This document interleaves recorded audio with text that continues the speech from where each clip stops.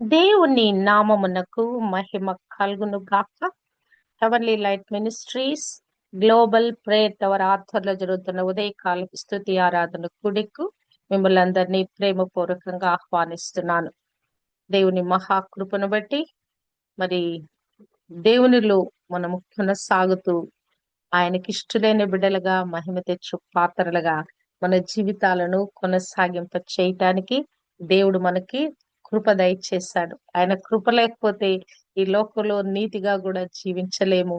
మన అనేకమైనటువంటి డిస్ట్రాక్షన్స్ లో మన జీవితాలు మళ్లించబడతాయి. కానీ దేవుడే మన చుట్టూ అగ్ని ప్రాకారం ఉండి మన ఆత్మీయ జీవితాన్ని కాపాడుతూ, మన శరీరాలను కాపాడుతూ, మన ప్రాణాత్మ శరీరాలు నిందారహితంగా జీవించి ఆయన రాకడలో ఎత్తబడే గుంపులో ఉండులో మరి మనం అందరం ఉండులాగున ఆయన అందరిని కూడా ప్రోద్బలం చేస్తా ఉన్నాడు. దేవాది దేవునికి కృతజ్ఞతాస్తుతులు చెల్లిస్తున్నాను. మొదటి యోహాను పత్రికలో నుండి మనము ధ్యానిస్తున్నాము. మరి మూడవ అధ్యాయములో మరి భక్తుడు అనేక విషయాలు మనతో మాట్లాడుతున్నాడు. ప్రాముఖ్యంగా ఆయన చెప్పిందంతా కూడా ప్రేమించండి, దేవుని ప్రేమించండి. దేవుని ప్రేమిస్తున్నాము అంటే గనక సహోదరుని ప్రేమించండి.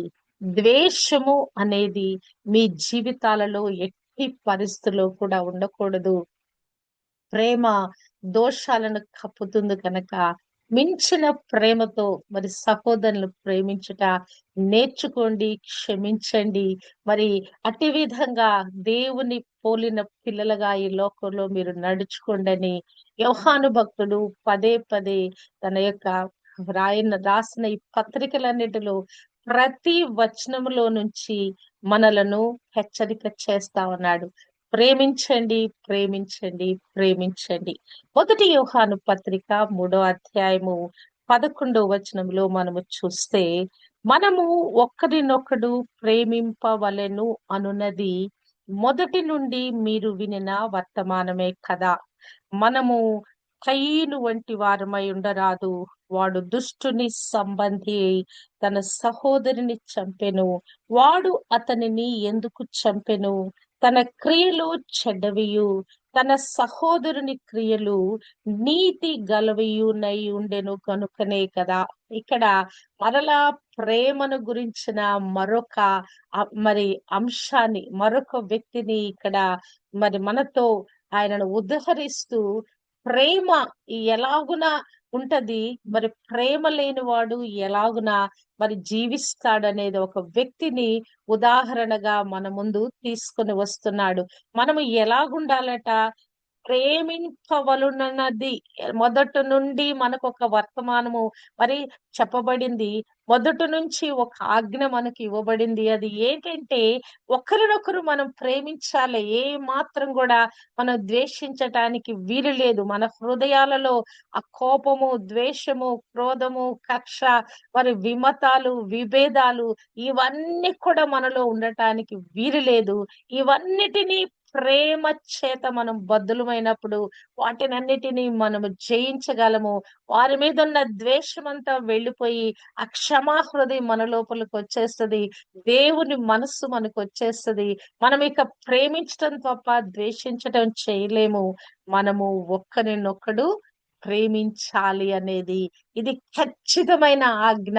ఇది మనం పాటించాలి. కానీ మరి యొక్క బైబిల్ గ్రంథంలో మనము చూస్తే గనక యొక్క సృష్టి ప్రారంభమైన తర్వాత మరి ఇద్దరు వ్యక్తులు మరి భూమి మీద సృష్టించబడిన తర్వాత దేవుని చేతిలో సృష్టించబడిన ఆదాము అవ్వలు, ఆయన పోలికలో ఆయన స్వరూపంలో పుట్టినటువంటి వారు మరి వారు ఆ జీవితాన్ని కొనసాగింప చేస్తున్న నేపథ్యంలో పాపము లోకంలో ప్రవేశించుట, మరి పాపం లోకంలో ప్రవేశించిన తర్వాత మరి వారికి పుట్టిన ప్రథమ కుమారుడే ఈ కయీను అయినట్లుగా మనము చూడగలము. ఈ కయీను ఎవరు? కయీను వంటి వారుగా మనము ఉండకూడదంటే అసలు ఈ కయీను ఎవరు? ఆయన యొక్క మరి ప్రవర్తన ఏంటి? ఆయన స్వభావం ఏంటి? ఆయన ఏమి జరిగించాడు? ఎందుకు ఇక్కడ భక్తుడు కయీను పేరు ఎత్తిపట్టి, మీరు కయీను వంటి వారవై ఉండకూడదు అని ఎందుకు హెచ్చరిక చేస్తున్నాడని మనము చూస్తే గనక, మరి అంతు లేనటువంటి ఒక కోపము, అంతు లేనటువంటి మరి ఒక అసూయతోటి ఆయన చేయకూడని కార్యం చేసినట్లుగా మనము చూడగలము. అదుపు తప్పిపోయిన మరి కోపము, అదుపు తప్పిపోయిన ఆ యొక్క మరి అసూయతోటి ఆయన ఎంతో మరి మరి దౌర్భాగ్యంగా ప్రవర్తించినట్లుగా మనము చూడగలము.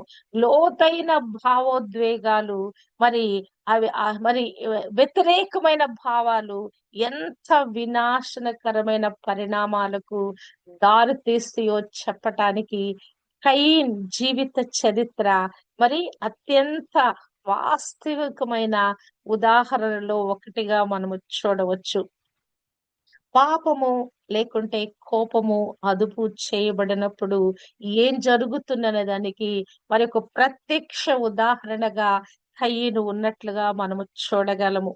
అతను ఎందుకు మరి అతని గురించి బైబిల్ ఇంత స్పష్టంగా రాయించింది అని మనము చూస్తే గనక, అతను కయీను గురించి రాయబడిన మాటలు ఆదికాండము 4వ అధ్యాయము 1వ వచనములో, ఆదాము తన భార్య అయిన హవ్వను కూడినప్పుడు ఆమె గర్భవతి అయి కయీనును కని, యెహోవా దయ వలన నేనొక మనిషిని సంపాదించుకున్నాను అనెను. యెహోవా దయ వలన ఈ లోకంలో ఒక మానవుడు పుట్టాడు. కయీను ఎవరంటే, దేవుడు సృష్టించిన మొట్టమొదటి మానవులైన ఆదాము హవ్వల యొక్క మొదటి కుమారుడు. ఈ మానవ జాతి ఆవిర్భావ దశలో ఏదెను నుంచి మానవుడు వెళ్ళగొట్టబడిన తర్వాత అతని ఈ లోకంలోకి వచ్చినట్లుగా చూడగలము. ఏదోనులో ఉన్నటువంటి ఆ మంచితనము, ఆ సౌందర్యము, ఆహ్లాదము, మరి అక్కడ ఉన్నటువంటి ఆనందము, ఇవన్నీ కూడా అతను చూడలేదు. అక్కడ ఏదైనా తోట యొక్క మనోహరత్వము, ఏదైనా తోట యొక్క ఆ ప్రశస్తత అతను చూడలేదు. ఆ ఏదైనా ఎంతో అద్భుతమైనది. మరి అందులో నుంచి వారు వెళ్ళగొట్టబడ్డారు. వెళ్ళగొట్టబడిన తర్వాత పుట్టినటువంటి ప్రథమ మానవుడు. మరి మానవ చరిత్రలో మరి కయీను పాత్ర చాలా ప్రాముఖ్యమైనది. ఎందుకంటే పుట్టినటువంటి వాడు మరి చక్కగా జీవించకుండా మొట్టమొదటి పాపానికి అతను మరి చోటించినట్లుగా మనము చూస్తున్నాము. అతని జీవితము మరి విచ్ఛిన్నమైపోయినట్లుగా, మరి బాధాకరమైనటువంటి ప్రభావాలతో అతను తన జీవితాలను అంతం చేసుకున్నట్లుగా చూడగలము. మరి పాపముతో పుట్టిన ఆదాము పాపముతో నిండిన ఆదాము అవ్వలకు మరి పుట్టిన మొట్టమొదటి కుమారుడు పాపపు అంశతో జీవిస్తున్నట్లుగా చూడగలము కదా. అంటే అతని పుట్టికే పాపపు అంశ. అప్పటి నుండి కయీను పుట్టిన దినము నుండి ఈ దినం వరకు ఏ మానవుడు పుడుతున్నాడు ఈ భూమి మీద, ప్రతి ఒక్కరు కూడా పాపపు అంశలోనే పుడతా ఉన్నారు. తర్వాత క్రీస్తుని ఎరిగి, క్రీస్తుని నమ్మి, ఆయన నన్ను ఒప్పుకొని ఆ పాపాలు ఆయన రక్తంలో కడుక్కున్నవాడు మాత్రమే ఆ పాపము నుండి విమోచించబడుతున్నాడు. అప్పటి వరకు ఈ భూమి మీద పుట్టిన ప్రతి మానవుని మీద పాపము ప్రభుత్వము చేస్తూనే ఉన్నది. పాపము అతనిని ఏలుతానే ఉన్నది. మరి ఇక్కడ కయీను కూడా పాపము ఏలుతా ఉన్నది. ఈ పాపాన్ని జయించటానికి అతనికి శక్తి లేకుండా అయిపోయినది. వృత్తిరీత్యా అతను ఏంటంటే ఒక రైతుగా ఉన్నట్లుగా మనము చూడగలము.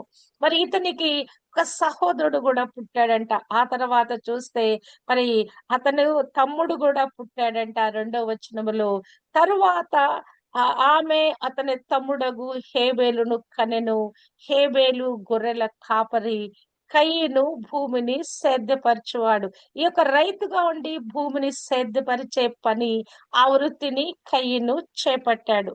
అంటే మరి ఇద్దరు కూడా మరి భూమి మీద మరి వృత్తిరీత్యా వారు పని చేసుకుంటూ జీవనం కొనసాగించటానికి వారు ఒక వృత్తిని చేపట్టారు. ఇతనేమో చక్కగా పొలం చేసుకుంటున్నాడు. అతనేమో గొర్రెలను కాచుకుంటా ఉన్నాడు. ఇద్దరు ఆ కుటుంబంలో చక్కగా ఎదుగుతా ఉన్నారు. మరి కానీ ఇక్కడ హఠాత్ పరిమాణము ఒకటి జరిగింది. మరి దేవుని సన్నిధికి వాళ్ళు వెళ్ళవలసిన ఒక పరిస్థితి కలిగింది. ఇతని జీవితంలోని మరి కీలకమైన సంఘటనలు చూస్తే గనక పాపం యొక్క పరిణామాలతో మరి తీవ్రమైన ఆధ్యాత్మిక సంబంధాల పరిణామాలతో సతమతమవుతున్న ఈ కుటుంబ నేపథ్యంలో వారి కథ సాగుతున్నట్లుగా, వారి జీవితం కొనసాగుతున్నట్లుగా మనము చూడగలము. పంట చేతికొచ్చింది. హేబేలు కూడా గొర్రెలను చక్కగా మేపుతున్నాడు. అతనికి కూడా గొర్రెలు వృద్ధి చెందుతా ఉన్నాయి. ఈ సమయంలో దేవునికి అర్పణ చెల్లించవలసిన సమయం వచ్చింది. మరి దేవునికి అర్పణ చెల్లించాలని దేవుడు వారితో ఎప్పుడు చెప్పాడు? అవి బైబిల్లో గ్రంథస్థం చేయబడలేదు. కానీ మరి వారిద్దరూ కూడా దేవుని సన్నిధికి మరి అర్పణలు తీసుకుని వచ్చారట. 3వ వచనంలో చూస్తే, కొంతకాలమైన తర్వాత కయీను పొలము పంటలో కొంత యెహోవాకు అర్పణగా తెచ్చెను. మరి కయీను మరి తన పొలం పండించాడు. చక్కగా పంట పండింది. అందులో నుంచి కొంత అర్పణ తీసుకొని దేవుని సన్నిధికి వచ్చాడట. మరి హేబేలు కూడా మరి ఆయన ఏం చేశాడంట? మరి తనకున్నటువంటి ఆ మందలో మరి ఏదైతే దేవుడు తనకిచ్చినటువంటి ఆ యొక్క వృత్తిలో మరి ఆయన ఏం చేశాడట? హేబేలు కూడా తన మందలో తొలి చూలున పుట్టిన వాటిలో క్రొవ్విన వాటిని కొన్ని తెచ్చెను. ఇప్పుడు ఇద్దరు అర్పణ తీసుకొచ్చారు. కయీను తన పొలములో కొంత యెహోవాకు అర్పణగా తీసుకొచ్చాడు. హేబేలు కూడా అర్పణ తీసుకొచ్చాడు. మరి ఇక్కడ అతనేమో కొంత యెహోవాకు అర్పణగా తెచ్చినట్లుగా హేబేలు తన మందలో పుట్టిన వాటిలో క్రొవ్విన వాటిని, తొలి చూలును పుట్టిన వాటిలో క్రొవ్విన వాటిని తీసుకొచ్చాడంట. ఇప్పుడు జరిగిన సంఘటన ఏంటంటే గనక ఇద్దరు అర్పణ తీసుకొచ్చాడు. కానీ కయీను మరి దేవుడు కయీనును అతని అర్పణను లక్ష్య పెట్టలేదు. ఇక్కడ హేబేలు తెచ్చిన వాటినేమో దేవుడు ప్రియంగా తీసుకున్నాడు. మరి కయీను తెచ్చిన అర్పణను ఆయన లక్ష్యం పెట్టలేదంట. ఇక్కడ కయీనుకి కోపము కట్టలు తెంచుకుంది. కాబట్టి కయీనుకు మిక్కిలి కోపము వచ్చి అతడు తన ముఖము చిన్నబుచ్చుకొనగా, ఈ ఘట్టము చాలా కీలకమైనదండి. కయీను అర్పణ భూమిలో నుండి రాగా ఆ హేబేలు యొక్క అర్పణ మరి గొర్రెలలో నుండి వచ్చింది. అంటే ఈ భూమి మీద పెంచినవి భూమి మీద నుంచే కదా అవి యొక్క ఇవన్నీ పంటలొచ్చినా ఏమి జరిగినా కూడా ఈ భూమి మీదే కదా. మరి భూమిని సేద్యపరిచి భూమిలో నుంచి మరి ఆ భూమి మీదనే సేద్యం చేస్తూ భూమి మీదనే ఆ గొర్రెలను పెంచుతూ వారి జీవనం కొనసాగిస్తున్నారు. కానీ ఇక్కడ ఉన్నటువంటి ఒక ప్రత్యేకత ఏంటంటే, అతనేదో అర్పణ తీసుకురావాలి కదా అని కొంత అర్పణను తన పంట పొలంలో తీసుకొచ్చాడంట. కానీ హేబేలు ఏం చేశాడంటే, మనసంతటితో దేవునికి ఇవ్వాలంటే శ్రేష్టమైనవి ఇవ్వాలి. ఆయనకి ఇవ్వబడిన తొలిచూలు వాటిలో నుంచి దేవునికి ఇవ్వాలని ఒక తపనతోటి ఆయనేమో మరి శ్రేష్టమైన వాటిని, క్రొవ్విన వాటిని తీసుకొచ్చాడంట.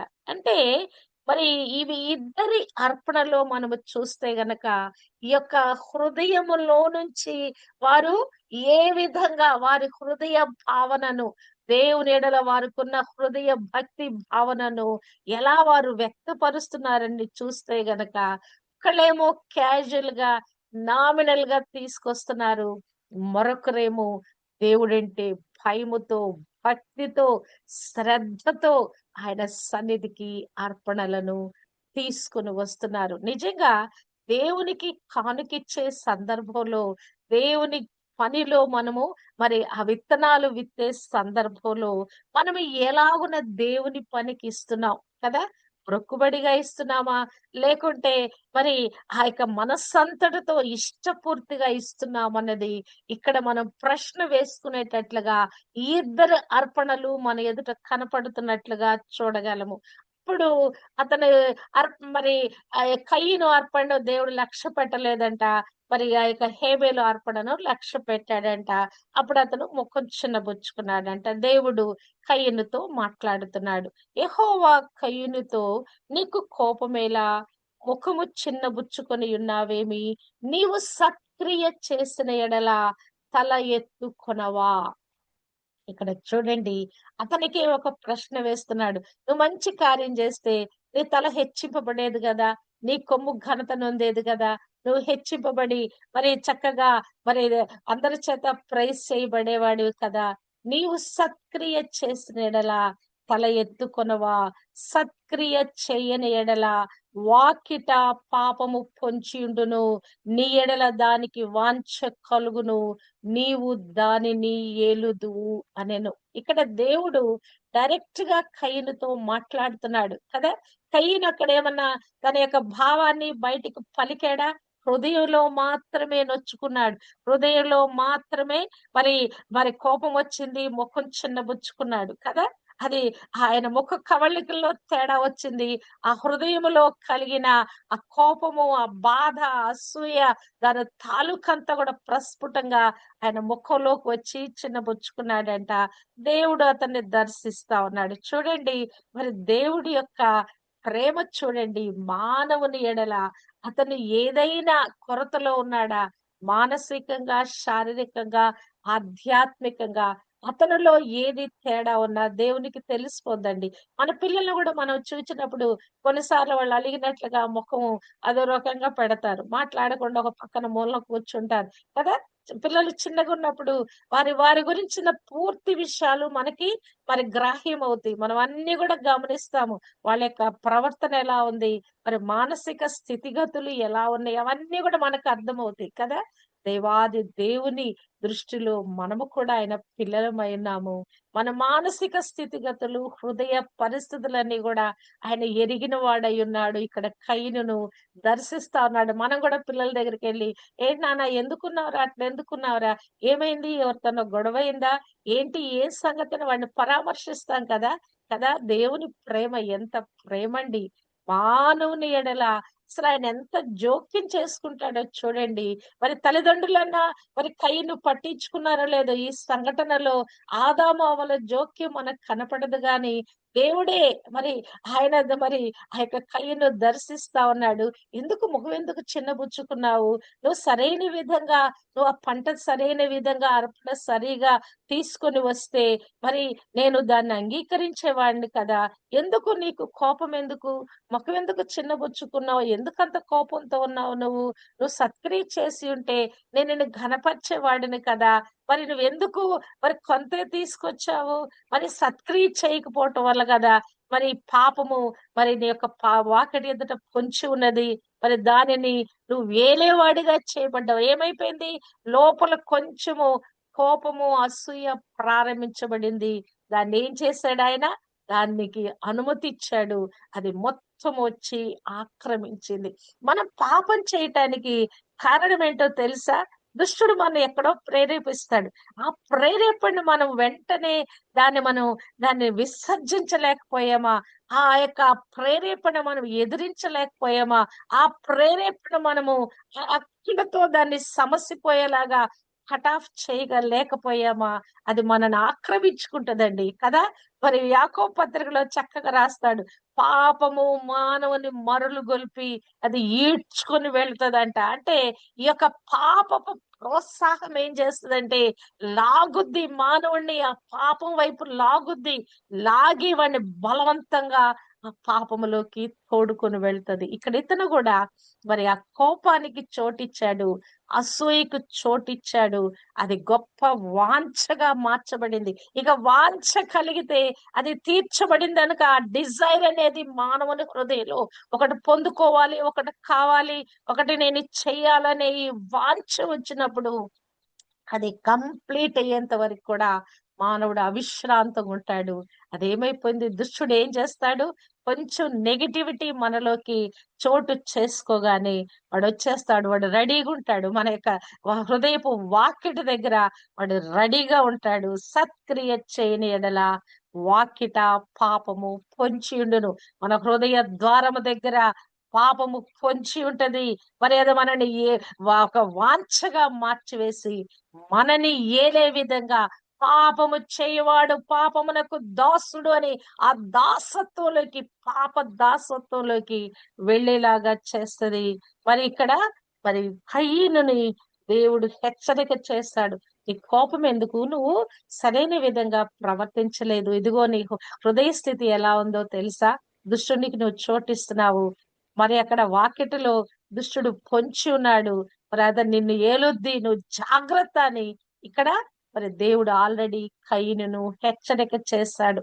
పాపము అతను నియంత్రించటానికి ప్రయత్నించిన ఆ కీలకమైన క్షణంలో దేవుడు కయీనును దర్శించాడండి. అది మరి అతను పాపములో పడిపోతాడు, నా నుంచి దూరమైపోతాడని దేవుడు గ్రహించిన వాడే అతనిని దర్శించటానికి వచ్చాడు. ఆ పాపము నుంచి అతను ఆ పాపములోకి వెళ్ళి నాశనములోకి వెళ్లకుండా అతనికి హెచ్చరిక చేయటానికి వచ్చాడు. స్పష్టంగా అతని మానసిక స్థితి, హృదయ స్థితిని మరి మరి అతనికి బయలుపరుస్తా ఉన్నాడు. అతను తన భావోద్వేగాలను మరి అదుపులో ఉంచుకొని నీతిగా జీవించటానికి అతనికి ఒక అవకాశం ఇస్తున్నాడు. అతన్ని బలపరచటానికి దేవుడు ప్రయత్నిస్తా ఉన్నాడు. పాపము అతనిపై ఆధిపత్యము చెలాయిస్తున్నట్లుగా మనము చూడగలము. అంటే మన వైఫల్యాలలో కూడా దేవుడు మనకి సహాయం చేస్తాడండి. మన పాపంలో వెళ్తా ఉంటే దేవుడు అక్కడ ప్రత్యక్షమవుతాడు మనకు సహాయం చేయటానికి కదా. మన బలహీనతలలో సహాయం చేయటానికి పరిశుద్ధాత్మ దేవుడు ఎల్లప్పుడూ రెడీగా ఉంటాడండి. మనం పాపంలోకి వెళ్ళటం దేవుడికి ఇష్టం లేదు.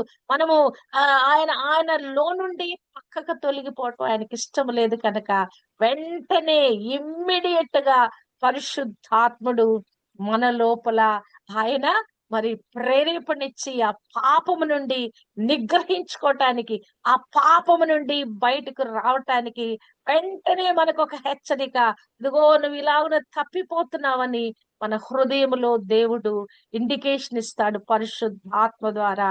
కానీ విచారకరంగా కయీను ఆ మార్గాన్ని ఎంచుకోలేదండి. దేవుడు చేసిన హెచ్చరికను ఎంచుకోలేదు. ఏం చేశాడు, చెయ్యకూడని ఘోరమైన దుష్కార్యము చేశాడు.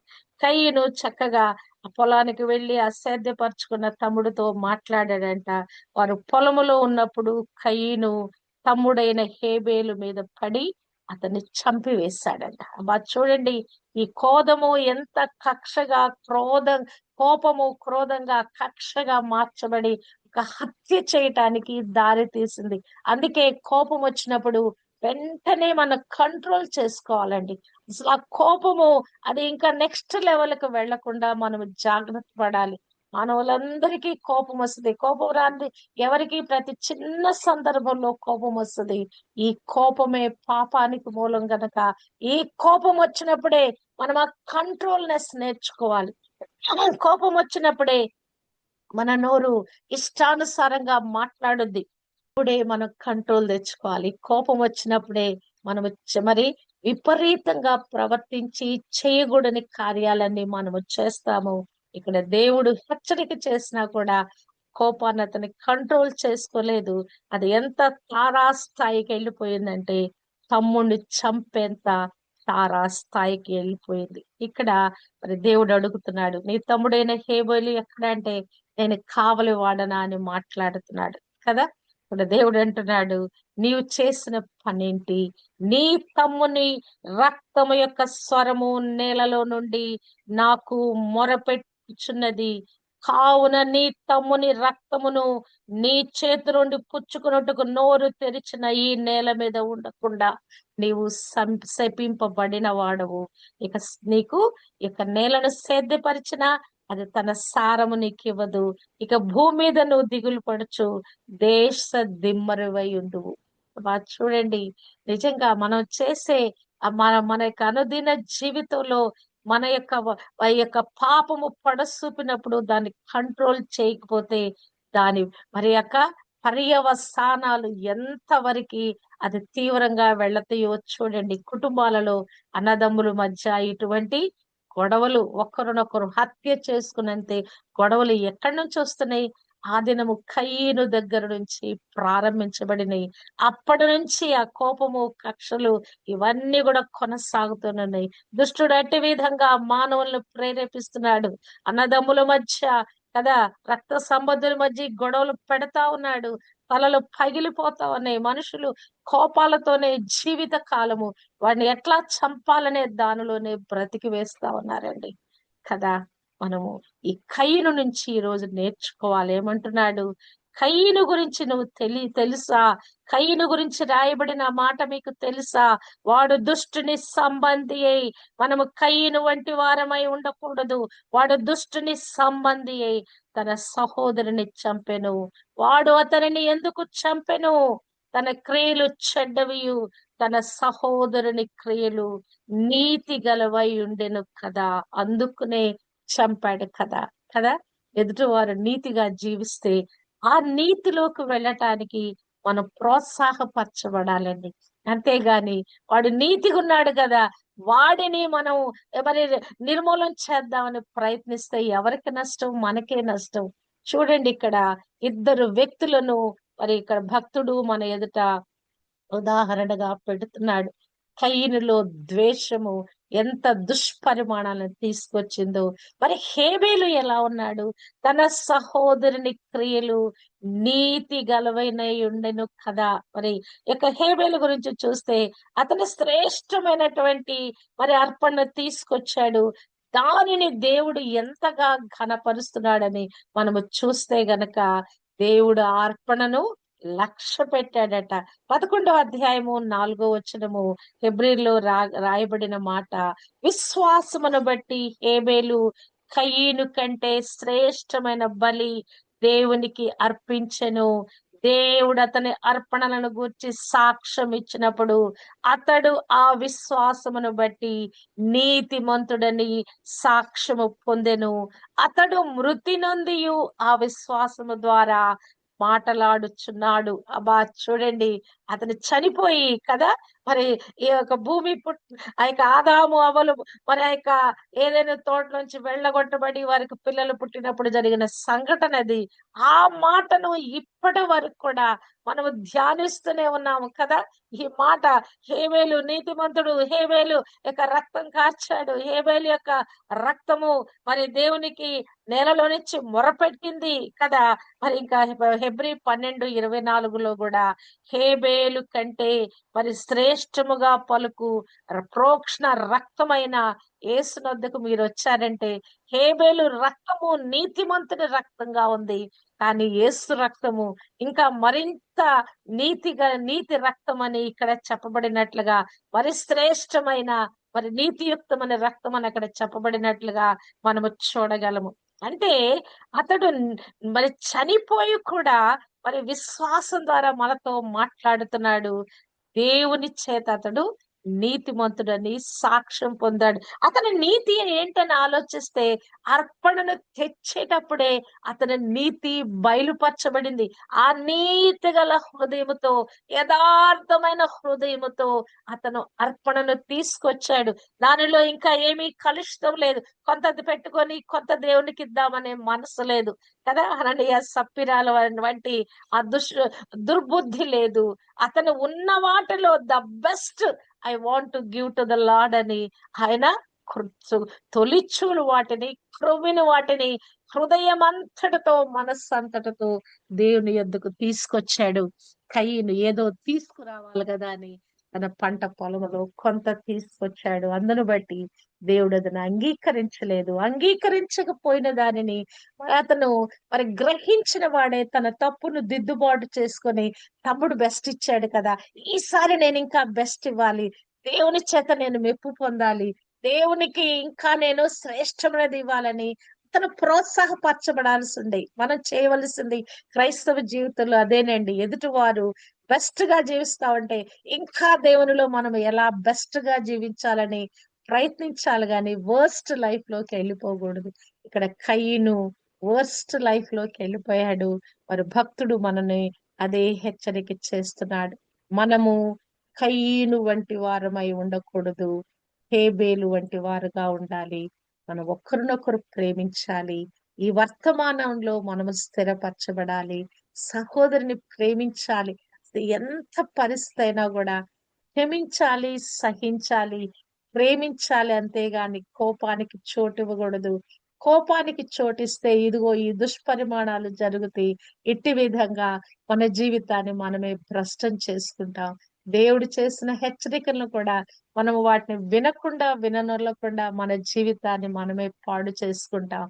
కయ్యనుకు జరిగిన ఇదేంటండి, తన దేశ దిమ్మరిలాగా ఆ ప్రదేశము నుండి వెళ్ళగొట్టబడ్డాడు కదా.